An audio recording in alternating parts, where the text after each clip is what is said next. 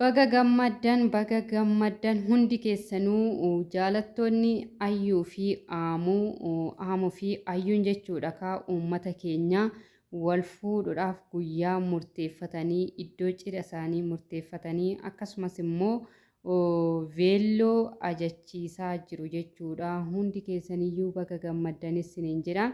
Egaa wanti xiqqoon immoo gidduu isaaniitti uumamtee jirti garuu in furamti hin yaaddahinaa isiniin jira.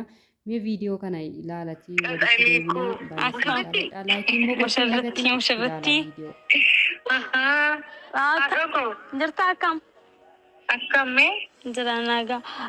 Beeloo akkam gootee beelocha ilaalee fixeenaan jettee miti? Eeyyee beelloolee ilaale wanta hundaa si xumuree garuu filannoon kan kee maal akka ta'e isatu xiqqoo bitaa nagareen isa si gaafadheedheen biizii ta'e beektaa? Intini hoo addaaraashii iddoo qophii iddoo suuraatti kaanu maal?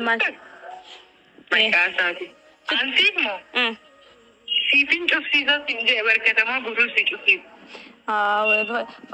Suuraa isatti kaanaa intini bishooftuu wayyamoo jecha wayya jenneeyyuu bishooftuutti ilaalte?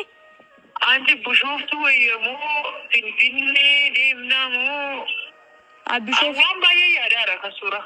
Nooraa wayya bishooftuu nooraa wayya ammuma iddoo qabsiisi isa bilbilitu ammuma iddoo qabsiisi jee beelo miizee jechuudha maalayyaa adeeseetee micatti xalaata xiyya takkaatu jira. Xalaanni kan kennamedha ammoo ishee ahmuu wayii na jalaa fudhachuudhaaf yeroo duraa taftaf jechaa turte san. Miizee goonu ishee miizee goona. Miizee tokkoffaa goona ta'u. ishee miizee tokkoffaa taatu jedhi kanarraaf immoo leelaa maannan haasabshi eenyu yaadde? Ijoolleen jirti garuu babbareedduu akka keetii ilaalu. Babbareedna akka keetii guutanii filannoo keessatti gaafachaa jiraamu. Akka akkas goona maazaritti illee himeen jira jaarsummaan bakka boruun gala jaarsummaan boruun gala aamullee ergi jedheen hin jira.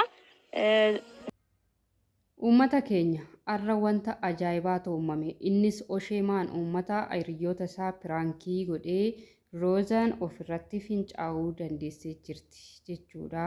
Viidiyoo kana ilaalatii.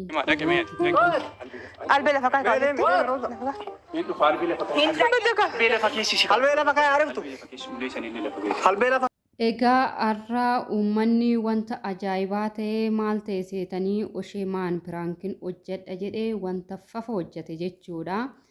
Innis uummata kan akka Wabiifaa kan akka Roozaa hiriyoota isaa hunda walitti sassaabee piraankii ajaa'ibaa irratti hojjetee garuu Osheemaan piraankii sunirree bareedaa osoo billaadhaan yookiin immoo wanta qara qabuun taphachuu baattanii baay'ee bareedan jedha akka yaada kootitti akkasumas immoo waa'ee aamuu fi ayyuu kaasuudhaaf deemaa jira jechuudha. Egaa hordoftoota koo turtiin keessan ana waliin haa ta'u isiniin jedha. Egaa uummanni onnee hin qabu doozanii deemaa qabaadha jetti deemaa qabaadha. Wabiifaan billaadhaan tolu kun wanna hin taanedha. Wanta ajaa'ibaa raawwate jechuudha. Osheemaananii piraankii isaan godhee amma isaan ofirratti fincaa'uuf gaan kanatti piraankii isaa adda hin kunne jechuudha. Garuu wanti akkanaa gaarii miti. Maaliif jennaan wanta qara qabuun qoosuun gaarii miti jedha. Akkasuma immoo mata duree gama itti aanutti ce'uudhaa fi aamuu fi ayyuun akka walii galan hundi keessaniyyuu ni beektu. Yoo ati amala kee jijjiirratte, yoo ati wantan ani jedhu si dhageesse, yoo ati gorsa koo dhageesse hunda kana hunda raawwannaani ani wanta sin fuuneef hin qabu. Ani baay'ee si jaaladhaa bu'aa bayii hedduu keessas akka dabartus si taasiseera. Kanaaf jennaani ani sin jaaladha garuu immoo rakkoo kaffiduu amala keeti jedhee aamuun yeroo darbee ayyuutti hime ayyuunis hundayyuu nan sirreessaa hundayyuu nan sirreessaa wanta hundayyuu nan gootaa jettee gara veelloo ajajuutti deemanii jiru jechuudha. Garuu veelloo ajajuu sanirratti wanta addaatu isaan mudate wanta isaan hin yaanne wanta ayyuun hin yaannetu isaan mudate jechuudha. Innis maal seetan ayyuun aamutti osoo hin himin veelloo ajajsiistee eega ajajamee booda diizaayina barbaadduun wanta ishiin barbaadduun fedhii ishee hunda warra veelloo kireessutti akkasumas immoo iddoo suura isaanii eessa akka ta'e eega murteessanii booda dhuftee aamutti himte jechuudha. Garuu wanti kun aamuu baay'ee akka inni mufatu taasise jechuudha. Innis bilbilee warra veelloo isheen ajajsiiste saniin yaada qaajjofti. Ani yooman kana godhi jedheeni hundayyuu fedhii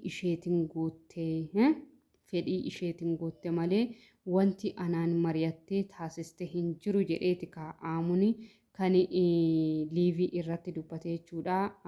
Ayyuu eega hijaaba uffattee aamuun immoo gorsa koo dhagayii eegasiin jedhee wanta hundayyuu isa dhaga'uu qabdaa. Jireenya kee keessatti geemii taphachuu hin qabdu. Maaliif jennaan eegaa inni si fuudhuudhaaf karoorfatee veellos bitii suuqii kamiyyuu deemii veelloo ajachiisii. Garuu immoo abbaa manaa namicha sii ta'u kanaan mari'achuun dirqama keeti. Akkas yoo ta'u baate ammas kallattiin ati deemtuu fi kallattiin aamuun deemuu gargarsiin jalaataa jechuudha.